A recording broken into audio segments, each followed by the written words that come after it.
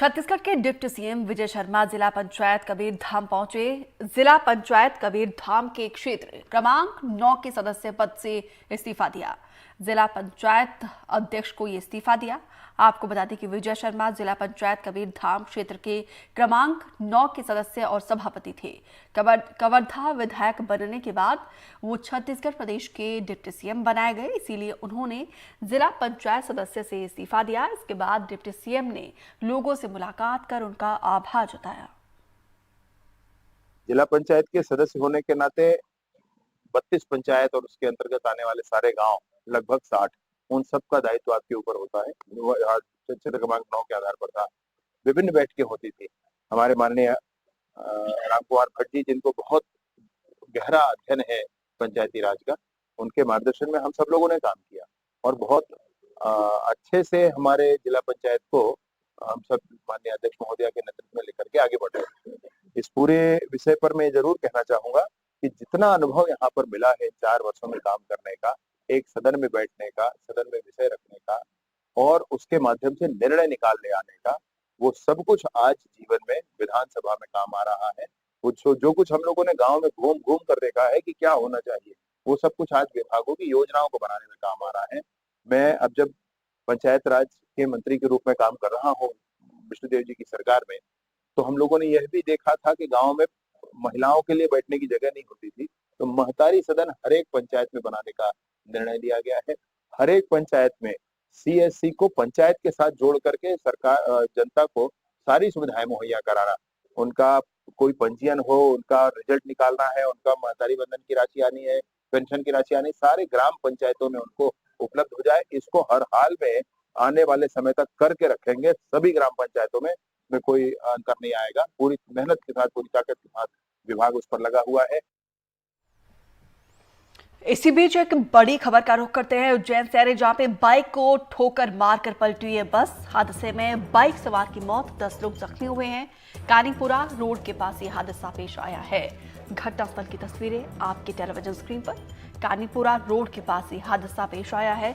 उज्जैन से जानकारी, जहां पर बाइक को ठोकर मारकर देखिए ये हादसा पेश आया है। बाइक और बस में ये टक्कर और उसके बाद बाइक सवार की मौके पर दर्दनाक मौत, 10 लोग जख्मी हुए हैं, जिसके बाद से इलाके में अफरा तफरी का माहौल। फिलहाल आप ये तस्वीरों में देख सकते हैं कैसे यहां पर चीख पुकार मची हुई है। ललित जैन ज्यादा जानकारी के साथ जुड़े हैं। ललित, कब ये हादसा पेश आया है, क्या जानकारी इस एक्सीडेंट को लेकर? ये भाभा ट्रेवल्स की बस है, दोपहर में तराना जा रही थी उज्जैन से।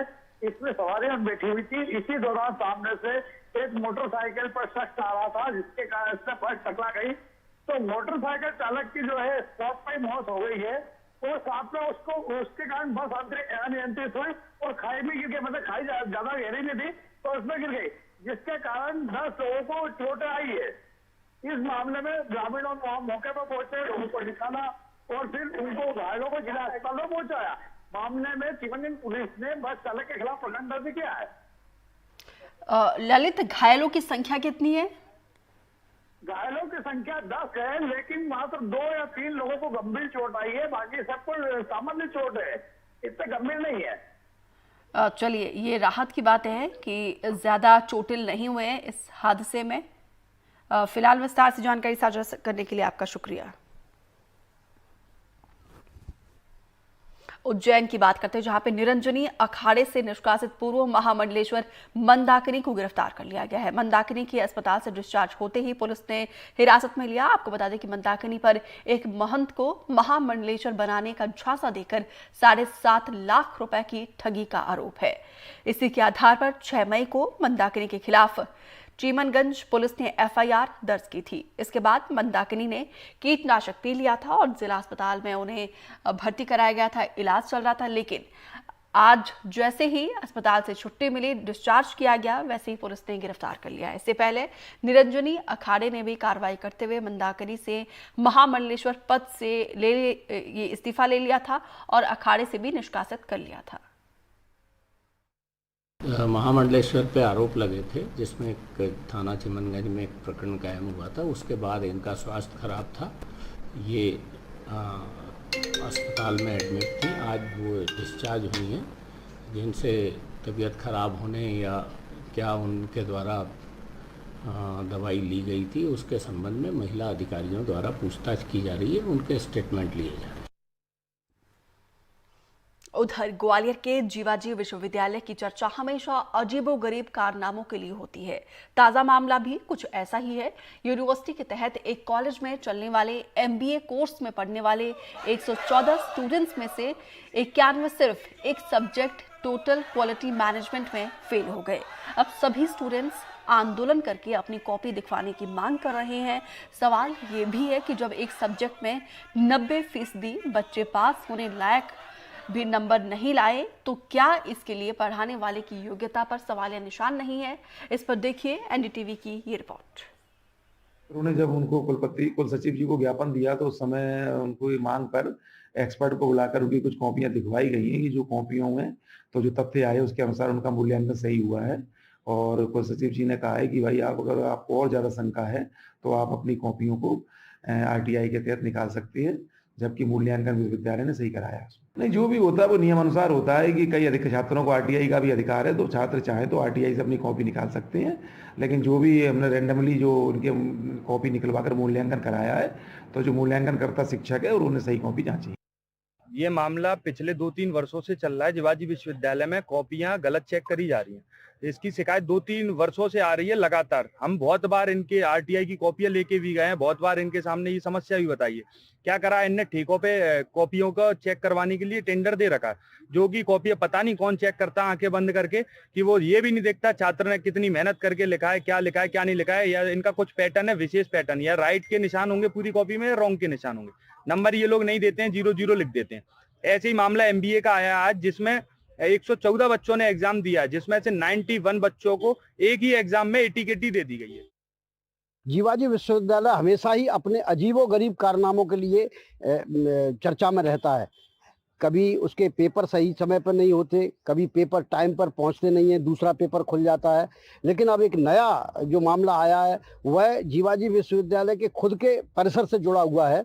जीवाजी विश्वविद्यालय में MBA की क्लासेस चलती हैं और MBA की क्लासेज में 114 विद्यार्थी पढ़ते हैं, जो टोटल क्वालिटी मैनेजमेंट का एक सब्जेक्ट है। उसमें 114 में से 91 छात्र फेल हो गए हैं, यानी वो उनकी एटीकेटी लगाई गई, उनको दोबारा परीक्षा देना पड़ेगी। पिछले 2 दिन से ये छात्र जीवाजी विश्वविद्यालय में हड़ताल कर रहे हैं, अधिकारियों से मिल रहे हैं। उनकी मांग है कि उनकी कॉपी दोबारा जंचाई जाए ताकि वो पता कर सकें, लेकिन अधिकारी हैं कि वो इसके लिए तैयार नहीं है। उनका कहना है कि हमने रैंडमाइजेशन के तहत कॉपियां चेक कराई और उसमें जांच सही पाई गई है। सवाल ये भी है कि अगर ये स्टूडेंट वाकई में फेल हो गए हैं, जिनकी इतनी बड़ी संख्या में फेल हो गए हैं, तो इसके लिए क्या वो प्रोफेसर जिम्मेवार नहीं है? क्या उस डिपार्टमेंट के अधिकारी जिम्मेवार नहीं है जिनकी पढ़ाने की जिम्मेवारी थी?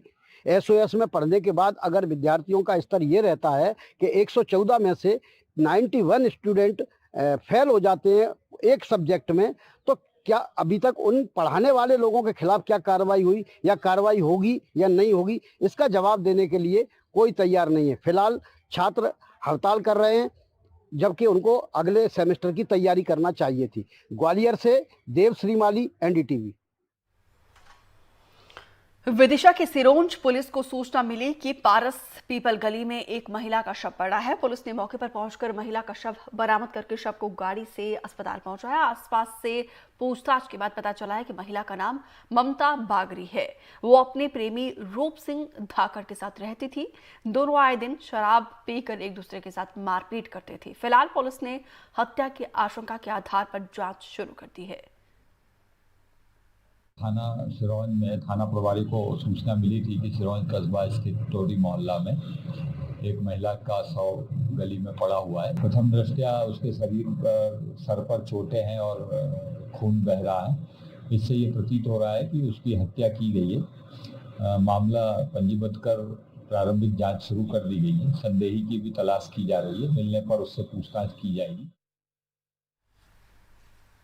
और अब चलिए बात करते हैं गौरेला पेंड्रा मरवाही की, जहां पे इवनिंग वॉक पर निकली 2 महिलाओं को एक बाइक सवार ने टक्कर मार दी है, जिसके बाद महिलाओं के परिजनों ने युवक को इतनी बेरहमी से पीटा कि उनकी मौत हो गई। पीड़ित ने परिजनों के बयान के आधार पर पुलिस में शिकायत दर्ज की है, जिसके बाद से 2 महिलाओं समेत 5 लोगों को गिरफ्तार कर लिया गया। पुलिस ने इन लोगों पर गैर इरादतन हत्या का मामला दर्ज किया है। ये 8 तारीख की घटना है जिसमें रामा पनिका नाम का एक व्यक्ति जिसका एक्सीडेंट हुआ था और उनकी अस्पताल में इलाज के दौरान मृत्यु हो गई थी। जांच के दौरान हम लोग को इसमें पता चला कि वहां पर उनके साथ में मारपीट हुई थी। पीएम रिपोर्ट इसमें हम लोग को मिला जिसमें उनको कई जगह पे शारीरिक चोट आना उल्लेख किया गया था और फेफड़े में भी चोट बताया गया था। और इस पीएम रिपोर्ट का हम लोगों ने क्वेरी किया कि क्या इसको ये चोटें मारपीट के आने से हो सकती हैं, तो डॉक्टर के द्वारा उस पर स्वीकार किया गया कि हाँ ये हाथ मुक्का का लात से मारने से ये चोटें आ सकती हैं। तो फिर हम लोगों ने इस पर भी गैर इरादतन हत्या का अपराध पंजीबद्ध किया है और 3 पुरुष और 2 महिला सहित कुल 5 आरोपियों को हम लोग गिरफ्तार किया है और कल उन लोगों को रिमांड पर जेल भेज दिए।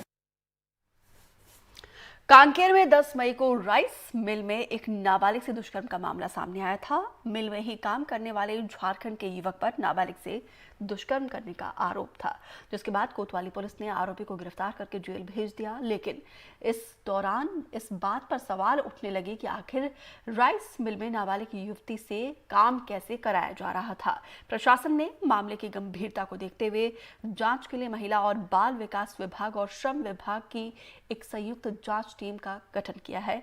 जांच के सिलसिले में संयुक्त टीम राइस मिल पहुंची। अधिकारियों ने बताया कि मजदूरों को रहने के लिए यहां पर कोई सुविधा नहीं है, प्रसाधन का कोई साधन मौजूद नहीं है। एक ही कमरे में महिला और पुरुष मजदूरों को साथ में रहना पड़ता है। अधिकारियों ने कहा कि जांच के बाद मिल संचालक के खिलाफ कार्रवाई की जाएगी। कांकेर जिले में 10 मई को एक दुष्कर्म की घटना सामने आई थी, जिसमें नाबालिग बालिका के साथ एक राइस मिल के जो वर्कर है उसने दुष्कर्म की घटना को अंजाम दिया था। उस राइस मिल में हम खड़े हैं, आपको ये दिखाने पहुंचे हैं कि आखिर उस राइस मिल में क्या व्यवस्था थी और वो जो कर्मचारी थे, वो जो लेबर थे, वो किस तरह रहते थे। तो इस रूम को आप देखिए, आप सोचिए कि ये रूम किस तरह यहाँ पर भेड़ बकरियों की तरह इस टीन के सेट में यहाँ पर मजदूरों को रखा जाता है और मजदूरों को रखकर यहाँ से काम लिया जाता है। ये बेड देखिए आप, किस तरह के बेड की व्यवस्था की जा रही है। श्रम विभाग की टीम पहुंची है, महिला बाल विकास की टीम पहुंची है, यहाँ जांच करने पहुंची है। फिलहाल यहाँ पर कोई भी राइस मिल का कर्मचारी नहीं है। आपको कुछ और तस्वीरें दिखाएंगे। आप पीछे के अगर आएंगे, इसके पीछे की ओर आएंगे तो आप देख सकते हैं किस तरह यहाँ पर शराब की बोतलें पड़ी हुई हैं, किस तरह यहाँ पर जमघट लगा होता है। इस बात का अंदाजा लगा सकते हैं कि किस तरह शराबखोरी की जाती है।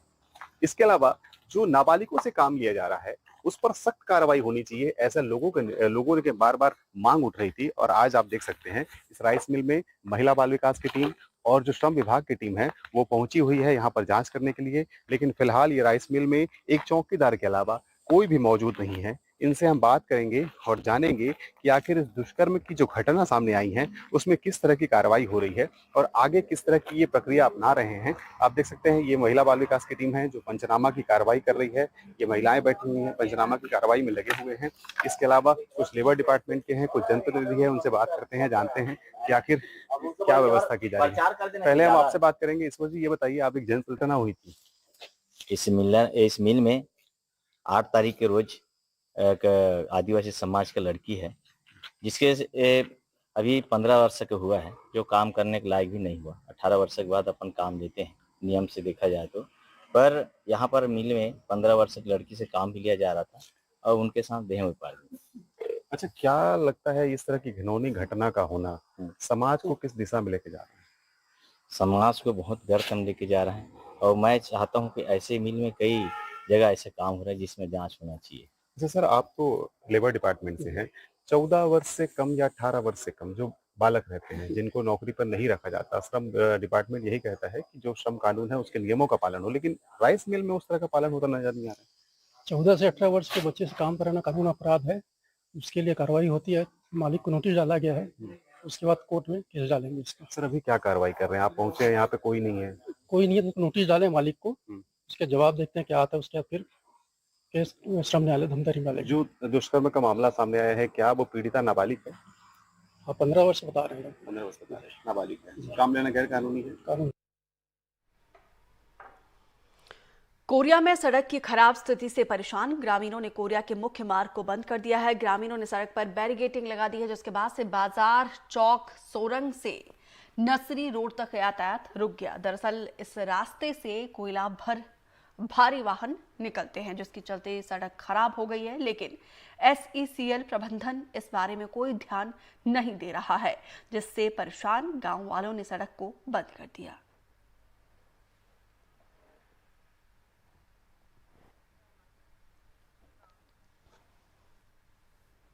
ग्वालियर नगर निगम के संचालित स्विमिंग पूल तरन पुष्कर में इन्फेक्शन फैलने से हड़कंप मच गया। हड़कंप इसीलिए मचा क्योंकि इसकी शिकायत संभागीय आयुक्त ने यहाँ से आई थी। उसमें बच्चे भी यहाँ पे स्विमिंग करते के लिए आते थे। इन्फेक्शन की वजह से वो बीमार पड़ गए। जानकारी मिलने के बाद पूरा प्रशासन हरकत में आ गया है और फटाफट स्विमिंग पूल को बंद कर उसकी पानी की सफाई का काम शुरू कर दिया।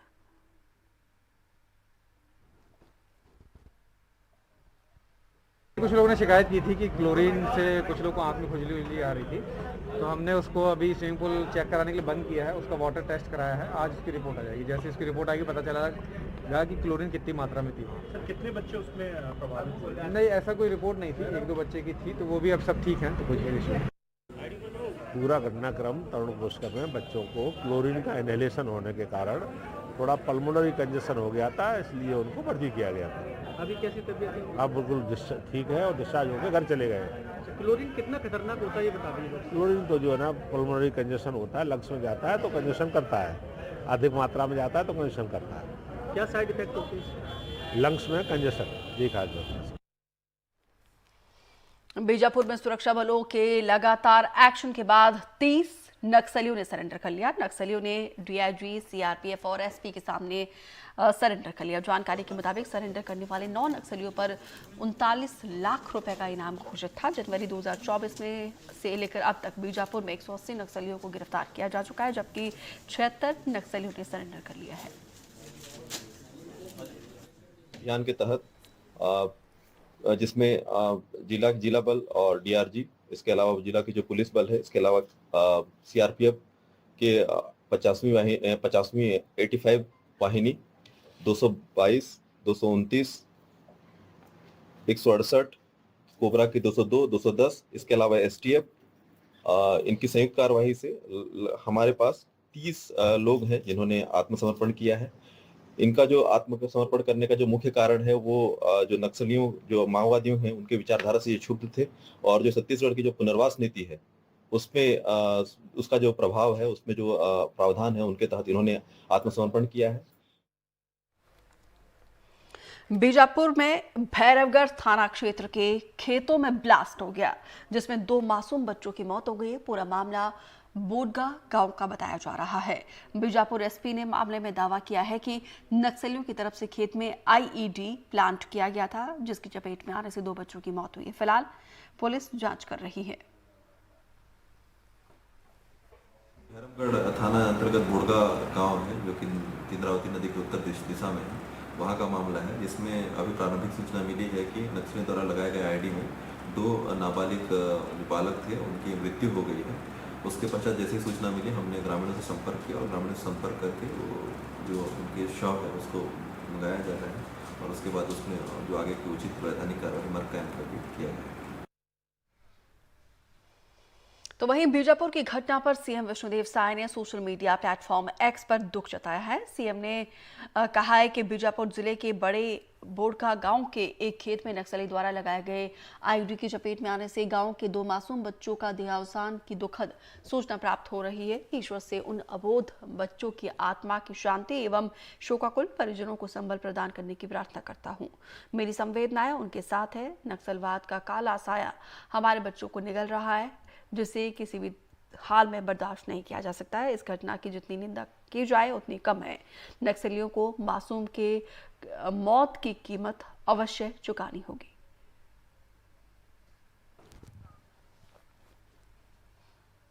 अकलतरा की बात करते हैं, जहां पे स्वामी आत्मानंद स्कूल में पहली कक्षा से लेकर 8वीं तक एडमिशन के लिए कुल 92 सीटों के लिए 438 आवेदन किए गए, जिसके बाद पात्र अपात्र की सूची स्कूल के नोटिस बोर्ड में चस्पा किया गया। आपको बता दें कि हर साल 25% सीट बीपीएल और आर्थिक तौर पर कमजोर छात्रों के लिए आरक्षित किया जाता है, जिसमें 50% सीट छात्रों के लिए आरक्षित है। इस दौरान स्कूल की प्राचार्य गीता सिंह ने बताया कि इस बार 10वीं का रिजल्ट 100% रहा है और यहाँ पर बच्चों ने प्रदेश में अव्वल स्थान करके स्कूल का नाम रोशन किया है।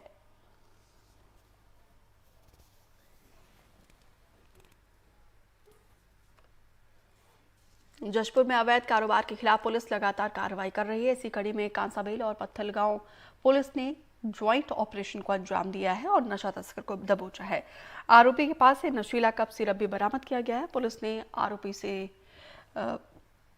पूछताछ शुरू कर दी है, जिसमें कई अहम खुलासे होने की उम्मीद है।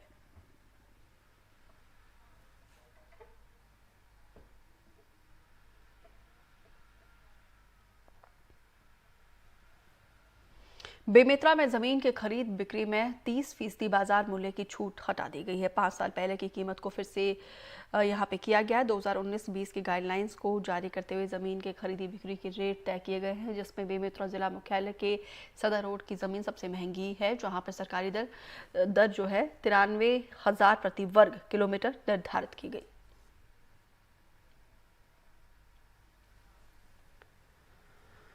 जबलपुर के एसपी ऑफिस में उस वक्त हंगामा मच गया जब एक महिला ने अपने ऊपर तेल डालकर आत्मदाह की कोशिश की। हालांकि पुलिस कर्मचारी और आसपास के लोगों ने उसे रोक लिया। पुलिस पर महिला का आरोप है कि उसके पति ने दूसरी शादी की है और घर से निकाला है। कई बार वो पुलिस स्टेशन जा चुकी है, सुनवाई नहीं हुई है, जिसके चलते आहत होकर एक कदम उठाया है।